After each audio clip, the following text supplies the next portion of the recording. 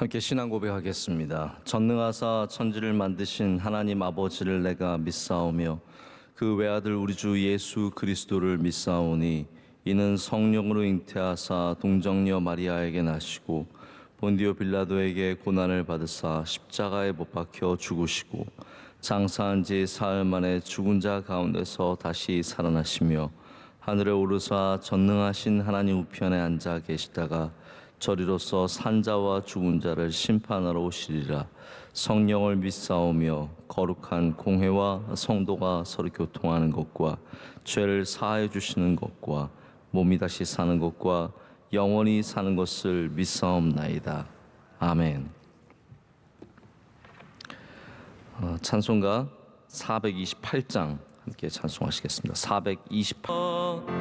내 영혼에 희락이 있고 큰 소망 넘치네. 주 예수 복을 주시고 또 내려주시네. 주의 영광 빛난 광채 내게 비춰 주시옵소서. 그 밝은 얼굴 배울 때 나의 영혼 기쁘다. 함께 기도하실 때 홍양덕 권사님 기도 인도하시겠습니다. 사랑의 하나님 아버지, 오늘도 저희들을 사랑하여 주시고 주의 전으로 인도하여 주셔서 은혜 받게 하시니 감사합니다.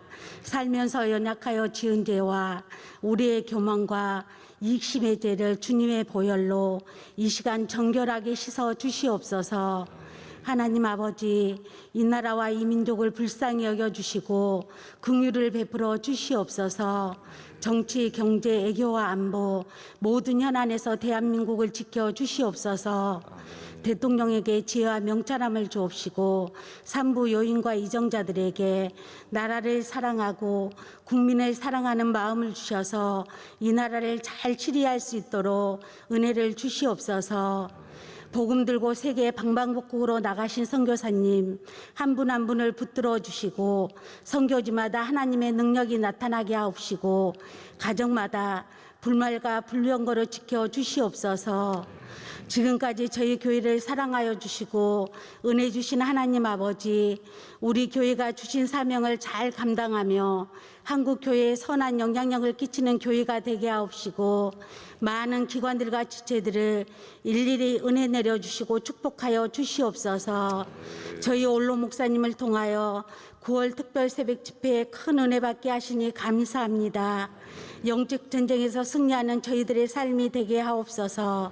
올로 목사님 비전 사역에 은혜를 더하여 주옵시고 피곤치 않도록 날마다 새 힘을 주시옵소서. 담임 목사님 목회 사역위에 한없는 은혜를 주시며 말씀의 능력과 권세로 함께하여 주시옵소서. 이 새벽 담임 목사님을 통해 주시는 새벽 이슬과 같은 말씀으로 오늘 하루도 승리하게 하옵소서. 이 모든 말씀 살아계신 예수 그리스도의 이름으로 감사하며 기도드립니다. 아멘. 아멘. 오늘 말씀은 디모데전서 4장 4절과 5절 말씀입니다. 디모데전서 4장 4절과 5절 말씀 시작성경 340쪽쯤에 있습니다. 우리 이 말씀을 다 함께 한 목소리 읽겠습니다. 하나님께서 지으신 모든 것이 선함에 감사함으로 받으면 버릴 것이 없나니 하나님의 말씀과 기도로 거룩하여 짐이라. 아멘. 오늘 하나님의 은혜를 경험한 사람의 특징 감사라는 제목으로 하나님의 말씀 전하도록 하겠습니다. 하나님께서 지으신 모든 것이 선함에 감사함으로 받으면 버릴 것이 없나니 하나님의 말씀과 기도로 거룩하여 짐이라. 아멘. 네, 성경에는 이렇게 계속해서 반복되는 테마가 꼭 있습니다. 그래서 성경적인 교육은 어떤 심미적인 것으로 사람의 어떤 정서나 뇌를 이렇게 늘 자극하는 그러한 게 아니라 정말로 성경적인 가르침은 교육하고 바른 뜻을 전하는 데 있습니다. 이 교육과 바른 뜻을 전하기 위해서는 반복이 반드시 필요합니다. 많은 말씀들이 이렇게 보면은 반복입니다. 그래서 아주 훌륭한 설교자들은 이 반복의 도를 깨친 사람들입니다. 계속해서 예수 그리스도를, 주의 보혈을, 은혜를, 또 감사와 사랑을 얼마나 이거를 잘 반복해서 잘 전하느냐가 설교자가 감당해야 할 그런 굉장히 중요한 일들입니다. 우리가 새로운 것에 목마르다 보면은 그 새로운 것이 주는 어떤 짜릿함, 기쁨, 이제 그런 것들에 매이기가 쉬운데, 자칫 잘못하면 그것이 설교도 엔터테인먼트처럼 자꾸 새로운 것을 갈망하는 쪽으로 가기가 쉽습니다.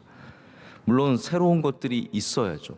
하지만 설교자의 책임은 새로운 것들로 더 자극적인 것들을 내놓는 것보다는 우리 성도들을 바른 길로 인도하는 것이 되어야 합니다.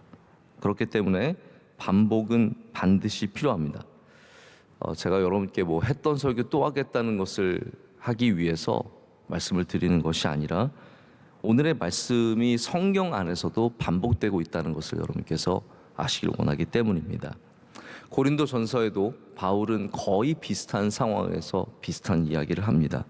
찾지 않으셔도 되는데, 고린도전서 10장의 30절과 31절 말씀 보면 이런 말씀이 있어요. 만일 내가 감사함으로 참여하면 어찌하여 내가 감사하는 것에 대하여 비방을 받으리요. 그런즉 너희가 먹든지 마시든지 무엇을 하든지 다 하나님의 영광을 위하여 하라. 아멘. 이게 다 같은 맥락의 이야기들입니다. 사람들은 먹는 것으로 나의 신앙이 어떠하다를 증거해야 했습니다. 왜냐하면 유대교가 지금도 그렇잖아요. 먹는 것이 나의 정체성이에요. 사실 신앙이 굉장히 중요한 부분입니다. 또 먹지 않는 것이 나의 정체성입니다.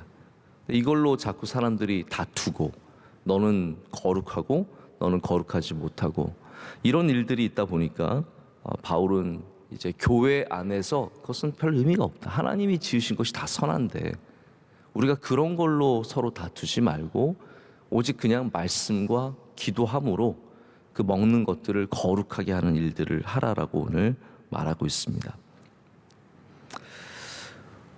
우선 하나님이 만드신 모든 것이 선하다는 것부터 우리는 분명히 알아야 합니다. 왜 이런 이야기들이 있었을까요? 물론 여러 가지 부분들이 있겠지만 제가 느끼기에는 이게 이단과의 어떤 대립이 분명히 있기 때문이다라는 생각을 가졌습니다. 당시 이단이었던, 우리가 많이 들어보는 영지주의자라고 얘기하는 사람들 있지 않습니까? 이런 사람들은 왜 세상에 악이 있느냐? 이거는 창조주 하나님이 악하시기 때문에, 그래서 악으로 세상을 창조했기 때문에 세상이 악한 것이다 라고 얘기를 했죠. 그래서 그들은 하나님 이해가 굉장히 이렇게 이분법적입니다. 세상을 창조한 하나님은 악한 하나님이고, 그리고 성경에 있는 또 하나님은 좋은 하나님으로, 이렇게 굉장히 이분법적으로 생각을 하는 거죠. 그런데 바울은 그렇지 않다라는 거예요.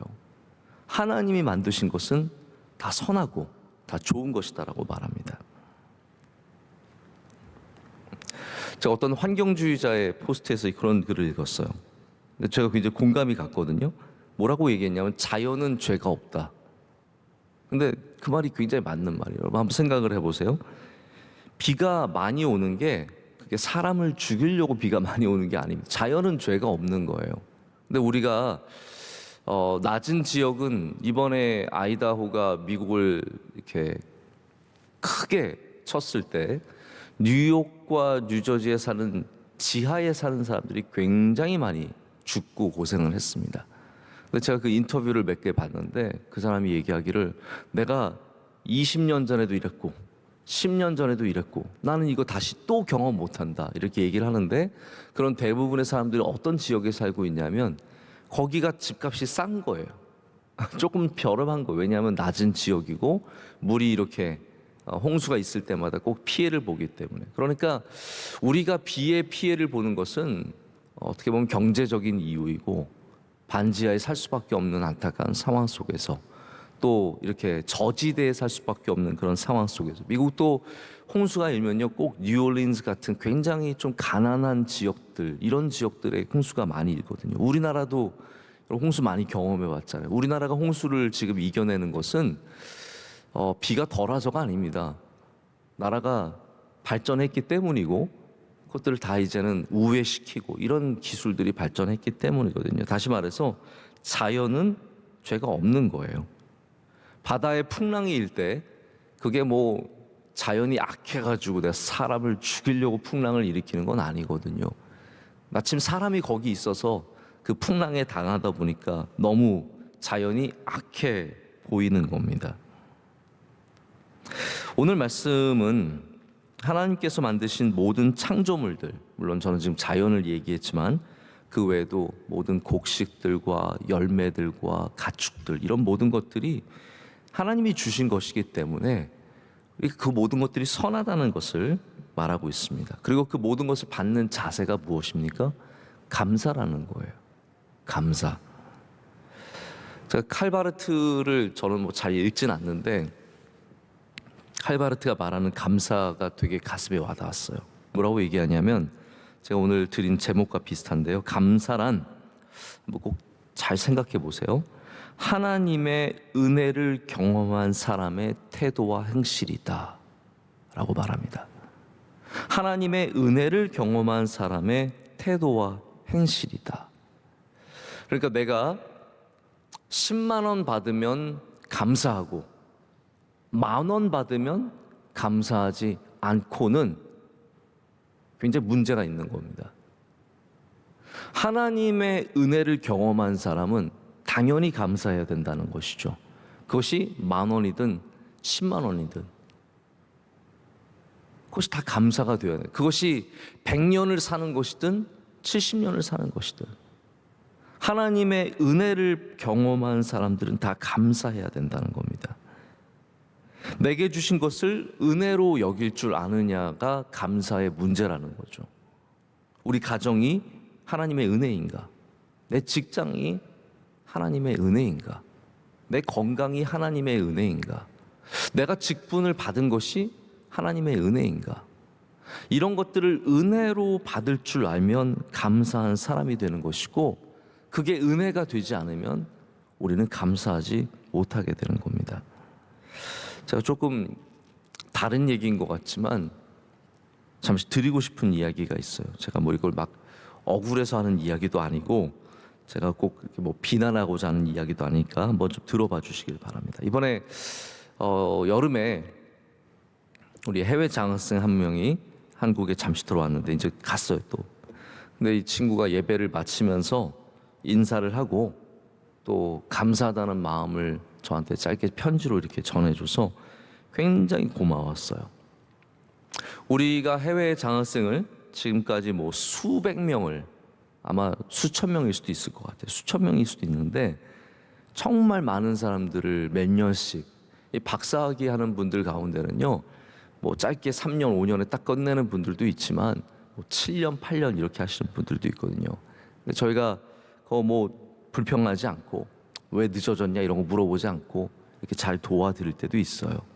근데 뭐 제가 해외 장학생한테 이분이 감사 편지를 오늘 보낼까 내일 보낼까 기다리진 않습니다. 뭐 생각도 안 하죠. 그런데 한 분한테 저희가 이번에 왜 어떻게 어떤 상황 속에 있느냐 이메일을 보내고, 우리 장로님이 이메일을 보내시고 막 알아보는데 답을 안 해요. 답을 안 해요. 뭐 몇 달이 지나도 답 한마디가 없고, 저희가 그런 학생을 한두 번 경험하는 게 아닙니다.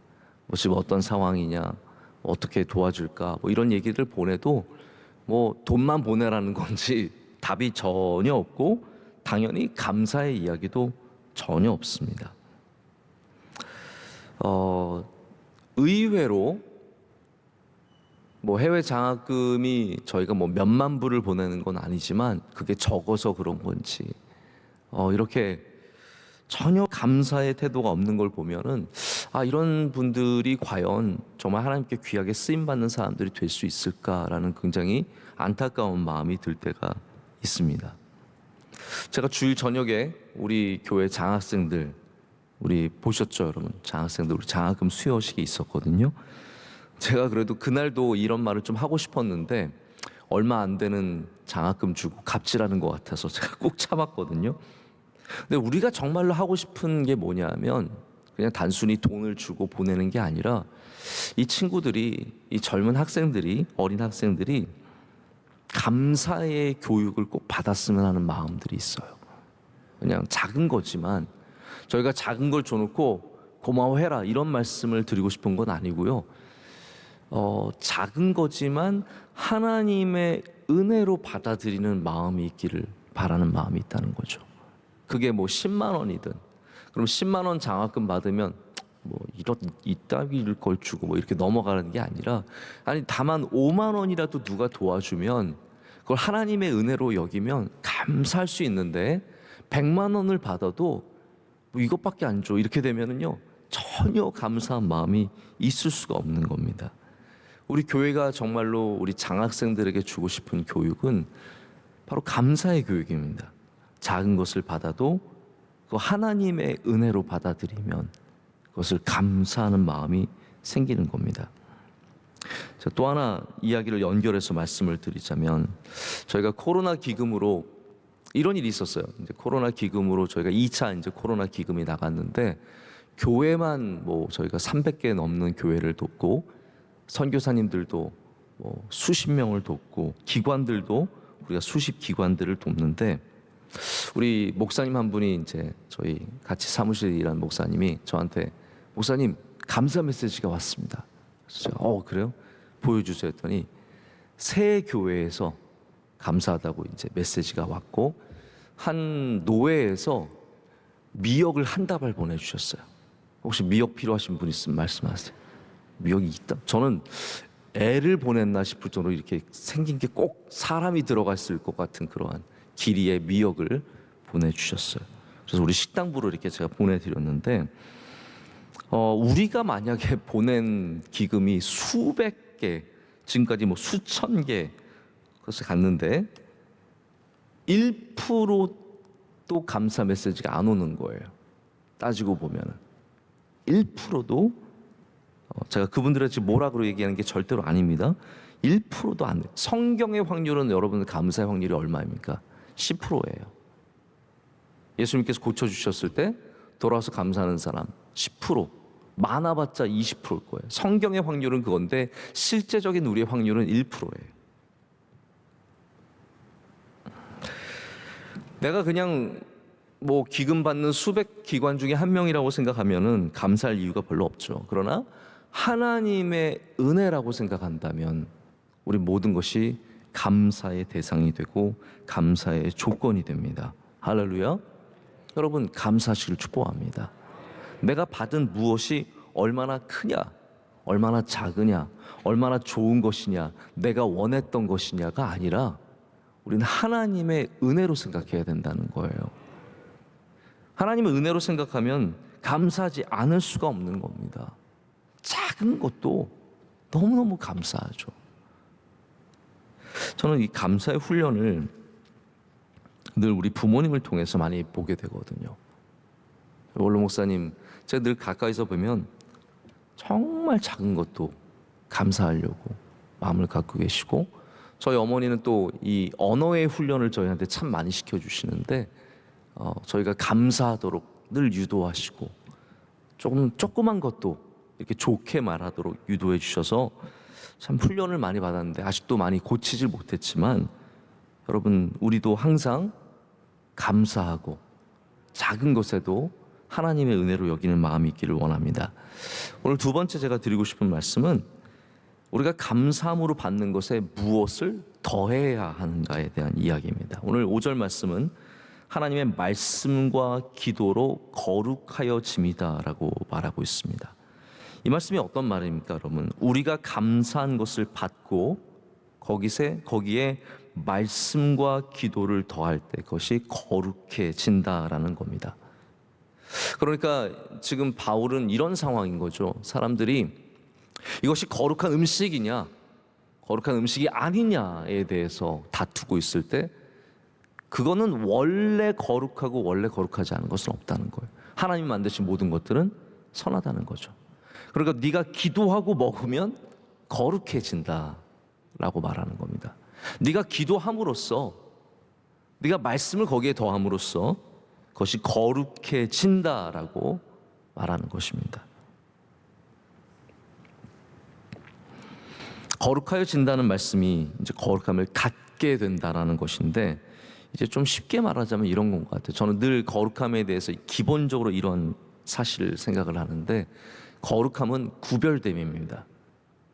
구별되어진다라고 말씀을 드릴 수 있습니다. 예수님께서 예루살렘 성에 입성하실 때 말을 타지 않으시고 나귀를 타셨습니다. 말은 왕의 짐승이고 정복자의 짐승입니다. 나귀는 일하는 평민들의 짐승입니다. 근데 주님께서 그런 나귀를 요구하셨고, 그것을 가지고 올 때 뭐라고 제자들에게 말하라고 하십니까? 주께서 쓰시겠다 하라. 주께서 쓰시겠다 하라. 여러분, 이게 무슨 과정일까요? 거룩의 과정입니다. 말이 거룩하고 나귀는 거룩하지 않고, 나귀는 거룩하고 말은 거룩하지 않고, 그런 건 없습니다. 하나님이 만드신 나귀나 하나님 만드신 말이나 다 똑같은 하나님이 지으신 선하신 창조물입니다. 그러나 주님께서 말씀을 더하실 때 그것은 구별되어 거룩한 것이 됩니다. 그게 바로 주께서 쓰시겠다 하라의 정의입니다. 우리가 거룩하게 태어난 게 아니라 주님께서 우리를 쓰시면 우리는 구별되는 것이고 거룩해지는 것입니다.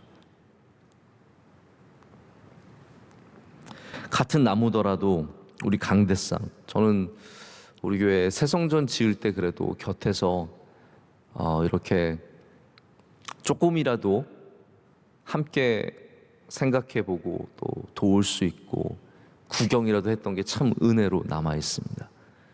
우리 저 십자가, 여러분, 십자가에 있는 나무가 저 무게가 어마어마합니다.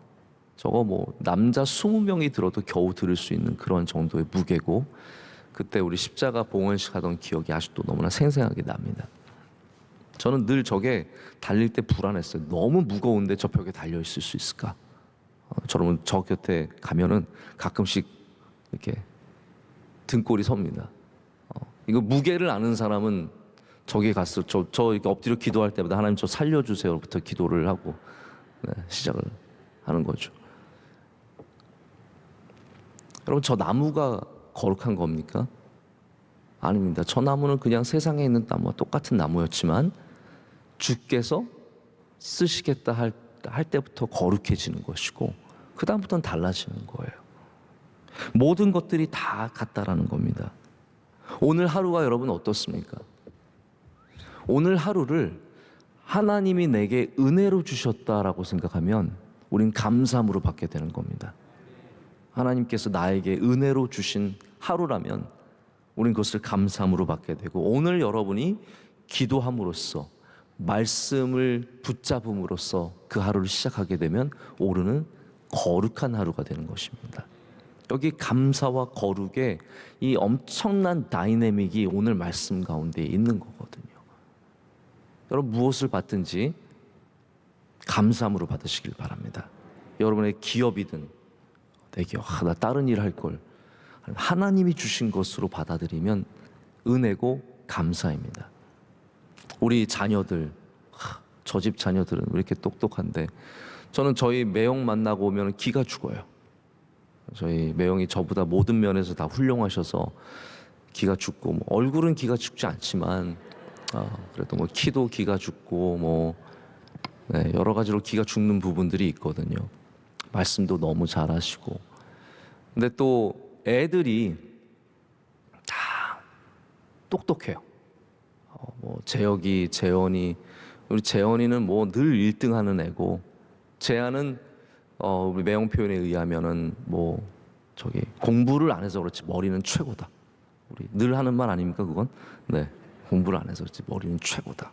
이렇게 얘기하고. 우리 셋째 여자애가 지금 중학교 몇 학년밖에 안 되는데 키가 저랑 똑같아요. 하여튼 그 집은 키도 다 커요. 쓸데없이 키만 확 커가지고 기가 팍 죽어요. 그런데 저희 아이들도 하나님이 우리에게 보내주신 거면 그게 은혜고 그게 감사고, 그리고 우리가 그 아이들을 위해 기도할 때 그 아이들이 주님께서 쓰시는 거룩한 아이들이 될 수 있다는 겁니다. 오늘 여러분 모든 것을 말씀과 기도로 거룩하게 하시길 바랍니다. 그럴 때 하나님께 쓰임받는, 구별받는 것들이 되어서 우리 하나님께 감사한 마음이 더욱 커져갈 줄로 믿습니다. 오늘 감사와 은혜가 그리고 거룩함이 함께 하시는 귀한 하루가 되시기를 축복합니다. 이렇게 기도하시겠습니다. 하나님 아버지, 감사합니다. 주님의 사랑과 은혜로 오늘도 새벽을 깨우게 하시고 주님 앞에 나와 예배하게 하심을 감사합니다. 하나님, 우리에게 주신 모든 것이 주님의 은혜입니다. 우리가 그것을 은혜로 받지 못할 때 우리 마음이 강팍하여지고 우리 마음이 메말라가는 것을 경험합니다. 하나님, 이 시간도 주님이 주신 모든 것을 은혜로 받게 하여 주시옵소서. 작은 것도 어려운 것도 힘든 것도 은혜로 받아서 넉넉히 감당하는 감사의 사람들이 되게 하여 주시옵소서. 항상 감사하게 하여 주시고 어떤 일에든지 주님을 바라보게 하여 주시옵소서. 그 모든 것 위에 말씀과 기도로 거룩하여지도록 깨어서 영적으로 그 일들을 바라보며 그 일들을 감당하는 주님의 백성들이 다 되게 하여 주시옵소서. 이 나라와 민족을 긍휼히 여겨주시며 한국교회 위에 은혜 내려주시며 우리 명성교회를 주의 장중에 붙잡아 주시옵소서.